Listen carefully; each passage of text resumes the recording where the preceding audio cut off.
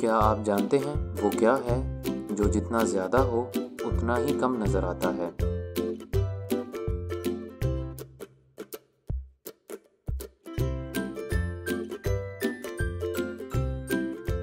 अंधेरा।